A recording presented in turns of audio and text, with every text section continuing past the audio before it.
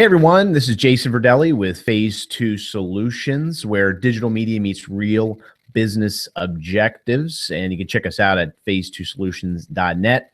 Today, very, very excited. We have an awesome interview planned. Today we have Rand Fishkin. Rand Fishkin is the founder of Moz.com and former CEO of Moz.com. He's also, Moz.com, by the way, is a leading inbound marketing and search engine optimization software. So if you're in this world, you're in the search engine optimization world, you probably have heard of Moz.com by this point. Rand is also the author, he's the co-author of a pair of books on SEO. He also is the co-founder of inbound.org. And basically he lives, eats, and breathes inbound marketing, anything from search, social, SEO. I mean, everything. He's out there. He's saving the information. He's also, you can check him out at Moz.com. He does a Whiteboard Friday, which I love, which is great education on the on search engine optimization. I think it's a really great resource for anybody. So without further ado, Rand, I thank you for coming on today, and welcome to the interview. Oh my gosh, Jason, thank you so much for having me. Good to be here. Awesome. So Rand, let's get into it here. Tell us a little bit about your background, Moz.com, getting that started. Essentially, how did you get to where you are today? Well, it turns out I've only really worked at one job my whole life, which is this one. I dropped out of college in 2001 and started making websites for my mom had been running a small business marketing consulting company here in the Seattle area. I started making websites for her clients. We subcontracted some SEO folks. We didn't really have the money to pay them anymore. And so I took that on. I started a blog called SEO Moz. For those who've been around for a while, they probably remember when Moz was SEO Moz. That blog became successful. It started bringing in some consulting clients. We shifted the business to being an SEO consulting company. And then we built some tools, to try and help our clients be successful. There weren't a whole lot of tools and software in the SEO world back in those days. And at the beginning of 2007, we made those tools available to anyone who wanted to. At the time, we were using PayPal. So if you wanted to PayPal us $29 a month, we'd give you access to our tools. And that summer, we talked to some venture capital folks here in Seattle who were interested in investing. We decided to go do that. They made me the CEO for some unknown reason. We launched what is the Moz business of today, software and tools for SEO, and then eventually, social media, local SEO. We're doing some content marketing stuff too. So it's been a great ride. I'm sure it was a ride too. Yeah. Rand, a lot of people have questions. I've talked to a lot of people before the interview, and the term SEO, search engine optimization, gets thrown around a lot. It means a lot of different things to a lot of people. And, in your words or definition, really what is SEO or search engine optimization? Yeah, I think SEO is a combination of all the practices that influence your ability to grow traffic to a website through organic, non-paid search results. Basically, if it has a positive impact on your ranking, on your click-through rate, on your visibility in search, on anything that can drive more traffic from search that you don't have to pay for directly through, AdWords or Bing ads, that is SEO. Awesome. Yeah, and that's a great definition. I think a lot of people think it's something really bigger, but really it's a kind of a simple concept.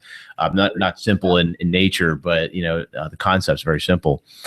Yeah, simple in concept, very challenging to execute. Absolutely. I've seen some of the things you've been putting on the whiteboards and everything. I'm just like, wow. There's just a ton of different all different aspects, and you get into keyword research, everything else. It can be quite a headache, I'm sure. So Rand, when companies are looking at SEO, they're looking at, yes, we want to drive business, we want to drive leads, we want to drive business through search engines. What do you recommend in terms of an approach? If a business is looking at it, where do they start? Kind of what's the best approach?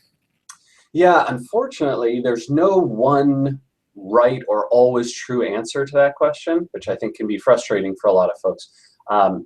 In some cases, if you're a relatively small local business, what you want to be looking at is local SEO, and that means basically your listings, your Google Maps listing, your listing in all these third-party services that might influence that, your citation consistency, taking care of basic things like making sure your website's crawlable and there's no errors, that it's mobile friendly, that you're targeting the terms and phrases that, maybe only 10 or 20 different terms or phrases, but the terms and phrases that your customer audience is most likely to search for when they want to find businesses like yours in Google,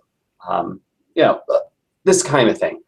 But, you get a little bigger, you get a little broader, maybe you're a small web-based business and you're in the software as a service space or e-commerce space. Well, now totally different story. Right now, what you're essentially trying to do is draw people to your site with content that's going to engage them and help them build your brand to them. It's going to help them trust you, and it's also hopefully going to get a few people to come check out the products or services that you're selling.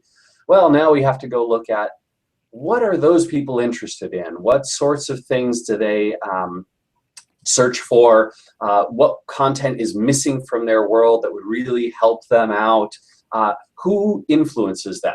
Is it traditional press and PR and media? Is it blogs? Is it people on Twitter or Facebook accounts? Is it maybe they're following people on Google Plus or on LinkedIn, or maybe they're very heavy into Pinterest or Instagram?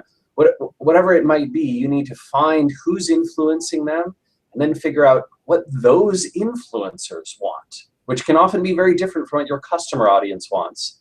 What are they searching for? And now I'm creating content for both of these groups, for my potential customers and for their influencers. And I'm going through the whole process, right? Keyword research and keyword targeting and content creation, hopefully amplifying and marketing that content to folks, and then testing and tuning and optimizing the funnel so that I get more conversions. It's a big practice. Yeah, absolutely. Well, and one of the things that I've always looked at, and you mentioned it as well, is understanding who your customer is, but also understanding who your influencers are, right? And creating sort of a strategy with that. I know one of the things that Phase 2 Solutions we've done is we're starting to create sort of a side project, but we're still kind of trying to build it up, is the digital media toolkit. So what we've done is we've actually taken bloggers and different software vendors, and we're starting to add them into sort of a toolkit that allows people to say, here's some options in terms of software, in terms of service or bloggers, and in really utilizing social media to let those influencers know, hey, we've listed you onto the site. Obviously a great benefit to them, but starting to engage them, it's a very simple way to do it. But then after that, obviously they're starting to retweet. We're finding is they're retweeting, MailChimp is retweeting some of the things that we're putting out, whatever, awesome. Which is building our brand. Things like that can really, really help. Yeah, absolutely. I think it's very powerful to have this understanding that you're trying to attract and build positive attention and energy around a group that is not your customers. I think so many businesses get very narrowly focused into this idea that the only people that I need to serve are my potential customers or my existing customers and people like them. And really that's not true, because if you think about why you buy and who you buy from and what you do before you purchase, so often that process involves someone else giving you the heads up about it, right? Someone else sharing with you, hey, there's this great site that you have to check out, or hey, I know you really like XYZ. I heard about a company that does this that you should try. Or right, you're following people on social media and they broadcast something that makes you go, huh, that sounds really interesting. And then when you search for it, it's not ranking #1, but it's ranking number 5 or number 6, and you go, wait a minute. Didn't that person that I follow on Twitter tell me that this was a really good one? You know what? Let me try the number 5 result. Let me click on those guys because I heard good things about them. The path to purchase, the path to conversion is long and winding, and it only grows in consideration and in length with the size of the final purchase, right? If you're going to spend a lot of money, well, I can tell you right now that's going to be a very long discovery process, and so you need to be hitting people all along the funnel, right? Be there when they're looking on social, be there with the influencers, be there in the blogosphere, be there when they do that first search, be there when they start looking you up and checking out your company, right? Make sure that the branded search results for your business name look good. And then all sorts of benefits accrue if you can be everywhere in that funnel. Absolutely, and it's almost more. It is more of a business strategy. I think in the beginning, just staying focused on the approach, thinking about that. It's understanding the business strategy, understanding, like you said, the pathway going from here to here versus focusing just on the technical side of it, which is, hey, let's try a bunch of these things that we've heard of. Some are either good or not, and who knows, you get, a bird or a penguin or somebody else, some sort of thing, whatever Google comes out with, which ends up kind of just crushing you at one point. And having that, just drop everything off. I remember I interviewed Chris Brogan, I think it was early last year on it. And, he had mentioned, about stop trying to optimize, stop trying to always have that mindset of just optimizing versus, thinking about the customer pathway. Yeah. Interesting. So it's kind of a totally different way. Now, so that's awesome. So when it comes to the approach, I think one of the questions that we've had a lot of small businesses that have replied back to our promotions about this interview, we had a few questions that came up in terms of small business. A lot about small businesses say, well, I don't have a lot of budget. I understand the value of SEO, or I understand the value of inbound marketing, but where do I start if I have a very, very limited budget to move forward? So I guess that would be the next question. Yeah. Well, I think that you have two options. Depending on how small your budget is and what sort of knowledge you've got, I would potentially think about hiring a single independent consultant in your area, or someone that you very much trust and respect, who, you've talked to other folks in the small business community and they say, hey, this is the woman to go after, this is the guy to go after. Well, great. I would say, maybe if you have $500 or $1,000 a month to spend, that might be a good investment. Alternatively, you could bring it in-house. I think it's very tough to do inbound marketing, with all these channels and all this strategy and different tactics that we've talked about, without having at least one person who's focused, 50% or more of their time on doing inbound, on getting the content together, taking care of the website, doing some SEO, maybe doing some social media marketing, depending on who you are and who you're targeting. So if you have the budget for that, great. If you don't have the budget for either of those things, my recommendation would be probably the only thing you need to start with is a little bit of light checking out whether your website is crawlable and indexable. And you can use something like Google Webmaster Tools, which is now called Google Search Console, totally free. You can sign up for that, connect your website, and see what Google says about your site. It's not perfect, right? It doesn't analyze everything, but potentially so. You could, I hate pushing Moz's software, but you could take a free trial of Moz's software. And don't tell anyone, but we won't charge you if you quit before the first 30 days. So if you have no budget, go sign up, use the tools, and then quit before the 30 days is up, and you get it for free. But at least, Moz will analyze your site and tell you what's broken and missing, and you can sort of do some of that early work. And then I would think about probably reading The Beginner's Guide to SEO, which is, a very good, comprehensive, and totally free resource that kind of walks you step by step through the process. And then, when you have a little more budget, invest in that consultant or that in-house person. I think you'll find that has very high return on investment after 3 to 6 months. Yeah, and I think that's right. I think what some of the we've been in business for about 10 years at this point. So, we worked with a lot of companies that can do a lot of that, can do a lot in the SEO process. And then there's some companies that are kind of starting out and prioritizing, trying to really prioritize. And I think the one thing that we found that works with that said is that kind of starting maybe, in the customer pathway we talked about is starting at a certain point within that, or maybe a very, very important point. Maybe they're struggling with, just generating leads.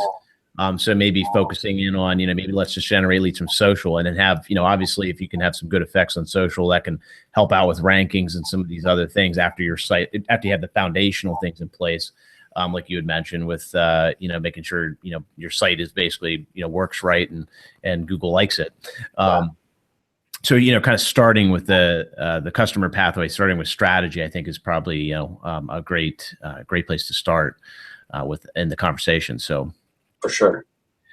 So, Rand, so with a lot of companies are, struggling with SEO. I know we talked to several of them. All of our consultants talked to a lot of people that say, SEO doesn't work, or, maybe they've worked with other companies that they've gotten burnt in the past, and they've said, well, essentially, is this working? They don't even really know if it's working or not. How would you explain to somebody, how would you explain to somebody whether or not, what they're doing in SEO is actually working or not, or basically whether or not they should be, firing their SEO company?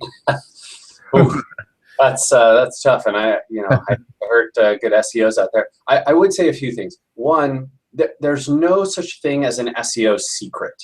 So if you say, hey, tell me about your process, tell me what you're going to do, tell me why you're doing it, explain to me how Google's ranking system works and why these things are so important. Your SEO should be able to easily explain to you, here's how Google crawls and indexes pages. Here's how they consider site quality. Here's how they look at individual pages and determine rankings. And this is how we're going to try and influence those signals, right? So we need to worry about things.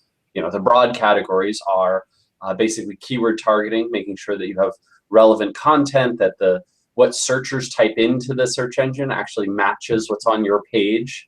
And that gets broader with things like topic modeling and TF-IDF and all these kinds of things. But broadly speaking, keyword targeting and research. Then there's also sort of crawlability, right? Making sure that the site is indexable, that the links between the pages all work together, that you're not blocking any bots, that you don't have duplicate content or thin content issues, right? And then there's all these analyses that go around that. And then there's also big inputs that come from links, right? So links are a strong influencing ranking element. If you get lots of good links from lots of good places, every page on your site will rank a little bit better. And if you can get targeted links into individual pages, that'll help your site rank better. And then there's user and usage data. So, for example, someone does a search in Google, they see you at number 5, they choose not to click on 1, 2, 3, or 4, and they click you instead. They stay on your page for a long time, they engage with your site, they don't go back to the search results and click someone else. That's a great signal to Google that you are a relevant result that answers the user's query, and you get more traffic on average than folks in position 5. Oh, maybe Google thinks they should bump you up from there. So your SEO should be able to explain all of these things to you in much more detail than I have in 90 seconds, and then they should tell you what things they're doing to influence all of that. I think it pays to be very curious, to have really honest conversations, and then to ask your SEO firm, hey, I want you to report to me what you're doing and what influence it is having. And they should be able to tell you, hey, this week, here's what we accomplished for you. Here are the results of that. Or, hey, we just fixed some things on your site. The results of that are in the future, when we do other stuff, those pages will actually be able to rank now, but there's going to be no change that you'll see from the initial work. And that's very true for a lot of things, right? It's right. Like how renovations start by tearing down walls. Right, the building looks ugly, you can't live in it. You're going, what the hell's going on here? Well, SEO is very similar, right? Got to tear down some walls and put up that blue tarp before we can make it livable. Exactly. And I think, with that, the tools, the measurement tools, there's enough, with Moz.com is a great one. We use Moz.com. It's excellent. So there's really no lack of reporting. Now, what when it comes to specific reports, just to drill down briefly on that, is there a top 5 list, top 3 list of reports that somebody should be expecting or should look for when it comes to working with a search engine optimization company? Yeah, there's a few metrics that I really love to see. So one of the ones that's very typical, which I think it's important to track, and for tactical, detailed reasons, this does matter, and that's sort of your rankings report, right? So here's all your keywords, and here's how they're ranking in the search engines. And one of the things that I know many small business owners will do is they'll go and search for those things, and they'll be like, wait, I see this in a different ranking position. And remember that the position that you see something in may be personalized, especially with your website. You might see personalized results where your website's ranking higher for you than it is for everybody else, or lower, depending on if you've clicked on a lot of your competitors or those kinds of things in the past. But the ranking tools will all use sort of personalization and geographic agnostic searches. So they'll look at the broadest set of those things and give you back those ranking reports. I don't actually love ranking reports as a metric. I think it's great for figuring out certain things in SEO, but at a high level, I'm looking for a few things. Traffic from search. If you're growing my traffic that's coming from search, from organic search, that's great. I don't necessarily need you to increase rankings on one particular keyword. I want more traffic from search that's relevant to my business. I think looking at conversions or leads or emails or whatever it is that come from organic search, also a very good metric. And then I like 2 other ones: pages receiving, number of pages that receive some traffic from Google. I like looking at that because that tells me, hey, you're getting more of my pages indexed and ranked, and those pages are earning more traffic from search overall, so that's a good sign. If you see that number drop, that means some of your pages fell out of the index or fell off their rankings, those kinds of things. That's something to investigate. And then I also like looking at the traffic by keyword. Unfortunately, that's sort of unavailable these days because Google switched to this new not provided thing. I was about to recommend that you can get about 20%, maybe 15% of your overall traffic through Bing, and they will show you the keywords, but actually they just took away keyword data too, so it's insanely frustrating. We can no longer see which keywords sent us traffic. However, through Google Search Console and through Bing Webmaster Tools, you can still get keyword data in there. It's a little bit randomized, it's approximate, it's definitely not perfect, but those reports can also be interesting to see the terms and phrases that are driving traffic to your site. The last thing I'd recommend, if you're a little bit of a larger site and you have a bigger budget, you can use a tool that I've been very impressed with called SimilarWeb. SimilarWeb has panel data on about 30 million searchers here in the US. And so they can look and actually tell you, here's all the keywords that sent you traffic versus your competitors.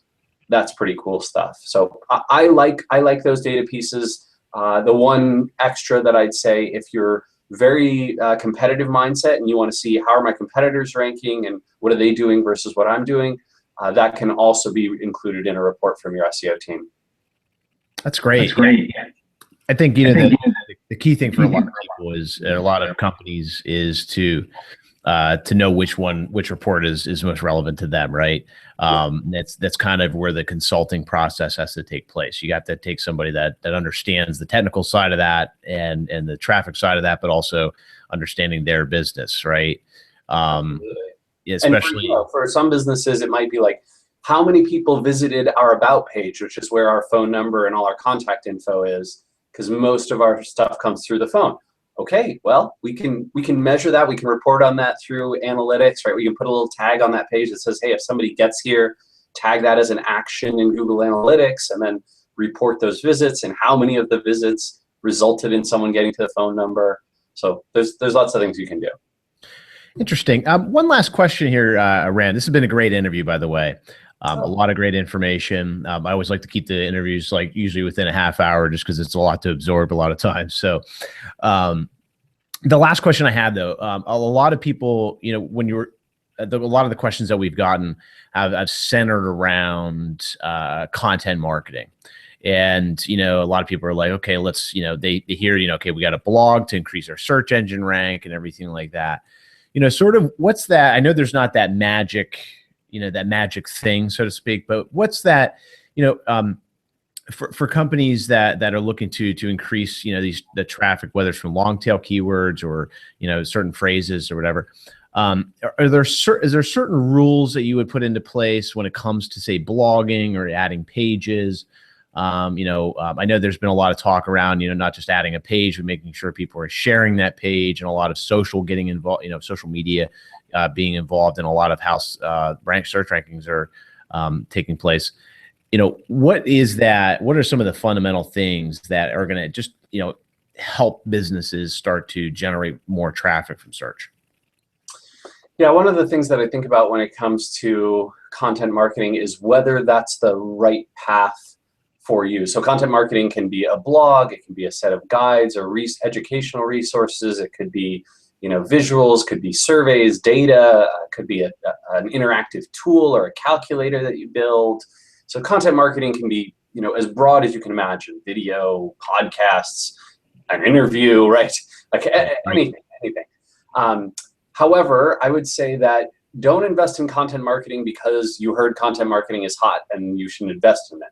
Invest in content marketing because you say, I'm passionate about creating content, and I have a kind of content that I think I can create better than anyone else out there. Second, I know that my audience is looking for this information, for these kinds of resources, and that they would like me, my business, my brand, more. They would be more likely to buy from me, to do whatever it is that I want them to do, to sign up for something, because they found us through this content channel and they believe that they can trust us, right? We know what we're talking about and we can help educate them, or we can provide something really fun and interesting and engaging, whatever that is. And then if those two are answered, then I go to now what kind of content, right? What exactly are you going to produce? And when you ask yourself that question, you need to be asking more than, can I make this? I think you have to ask, can I make something 10 times better than anything else out there, right? So you do a search for whatever your keyword is, right? Say you're going to educate people about, the history of, or about antique books, right? So I'm going to educate people about antique books. I want them to understand kind of the broad basics of the market. Well, go do a search. Are there phenomenal resources out there already? Should you maybe be thinking about something else? Maybe a guide to restoring antique books. Maybe there's not one of those out there, and the same customers who would want that antique book guide want a guide to restoring them. Well, all right, maybe we'll produce that instead. And then I think before you make the content, ask yourself who will help amplify this and why. Who is it that's going to link to it from their website? Who is it that's going to post it on Facebook? Who's going to tweet it? Who's going to put it on their LinkedIn account? Who's going to share it on Pinterest? Who's going to put it on Instagram? If you have 5 people that you go, well, I know this antiquarian book dealer in Tennessee, and she absolutely is going to love this resource. We talked to her beforehand, and like she's crazy passionate that we're building this thing, and she gave us some material to include in it. Awesome. Now you have one person who you know will help amplify it. Now find more. Right? And have that great answer to that question. If you can do that, you're probably going to produce a piece of content that is much more likely to succeed. And if you don't answer those questions, you know what? There's no prize for hitting publish. It's not like someone shows up at your house and it's like, well, you know what? You put out a blog post today. Here's a present. It has some customers inside for you. Enjoy. Right? Like that never happens. So I would really urge you to think about the content that you're putting out, and don't just content market because you heard it's hot. Exactly. I love what one of the Whiteboard Fridays, I think you mentioned something about the 10X. You really focused in on the 10X content. the 10x, you talked about like good content, but then there's that 10x content. Sometimes that content takes, it takes a while to write, or it takes, a lot of thought. It takes that thought process. Who are the influencers? Who are the people that when I write this, can I create inclusions? And then, one of the things that we found that works really successful is, by including people in your blog posts and references, but then having that driver social media strategy, right? So now you can start mentioning and letting people know, hey, you know what, we talked about you or mentioned you in this article, or wrote something that would help their business and maybe the people that they're connected to are potential customers for us or whoever it is. That really works well. But again, it takes that, before you just write about something, you have to think about, like, again, who is this going to hit? Both influencer, customer, connector, that kind of thing. Otherwise it's just like, hey, we put this out and, that's it. Right. Yeah. So great stuff. Rand, I really appreciate you coming on. Just to finish up here, is there any last words, any recommendations to businesses and clients that are listening to this? Any recommendations that you would say, going forward in 2015 and beyond, kind of where SEO is today, moving forward, kind of where you see it going, that sort of thing? Oh, sure. Well, let's see. So my first recommendation for folks is, if you hear something about SEO or any form of internet marketing and it sounds too good to be true, like for $300, we'll submit you to 500 directories and that'll make you rank #1 for whatever keyword you want. Anything that sounds too good to be true don't listen to that stuff. If you get email spam that is like, hey, we can boost your rankings, we looked at your website, that's not how it should work, right? SEO service providers shouldn't contact you. You should be contacting them. They should be busy with clients, and you should be reaching out to them through, referrals, through a network. It's just like a lot of other businesses. If a plumber emailed you and said like, hey, I think your drain, I looked at your house, I think your drains are clogged, that's crazy, right? The same thing with SEO. As far as the future of SEO and where we're going, look, Google is getting incredibly more intelligent about keyword matching and topic modeling, which means that you don't need to be nearly as precise as you used to be with keywords. So if you're targeting, let's go back to our antique books example. You don't need antique books in every URL and every headline of every title and on every page and 6 times in the header or whatever it is, right? That era is over. You do want to make sure you're doing intelligent keyword targeting, but well, there's a free blog post on resource on Moz that's a good one on that. If you search for keyword targeting or on-page optimization, you'll find a post I wrote about it. They're also getting a lot more intelligent about the links they consider. So just going out and building raw links probably won't help you very much. You need to go out and get high quality links from places that really editorially endorse you, that Google is going to think are high quality. There's also a lot more user and usage data getting into the algorithm, and we've run some experiments around that. I would urge you not to try and rank pages until you're pretty confident that people who visit those pages are going to have a great experience and are going to stay on your site and have their questions answered rather than going back to the search results, because that's a killer, right? If a lot of times you'll publish a new page, get some nice links to it, you'll rank on page 1, and then you'll find that searchers are very unhappy or dissatisfied by the content you have. They'll bounce back to the search results, you fall down in the rankings. So all of these things are, in Google's future and happening today, and I'd urge folks to think about it.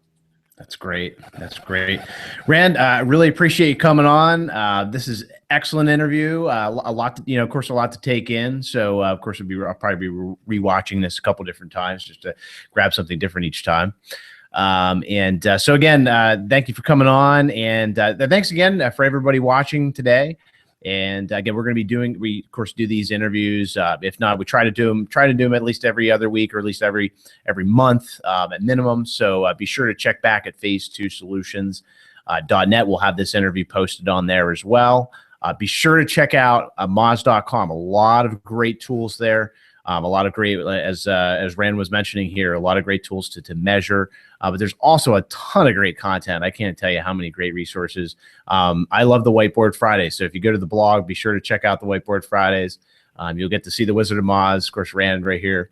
And I think you're going to get a lot of great value out of that. So, and of course, contact us through our website to help start to build the process, start to build the strategy behind your search engine marketing strategy, as well as your digital business development. There's a lot more than just search engine, of course, to look at. So again, we're going to look at all those different factors and help you through the process. So with that said, again, Rand, thanks again, and have a great day, everyone. All right, take care.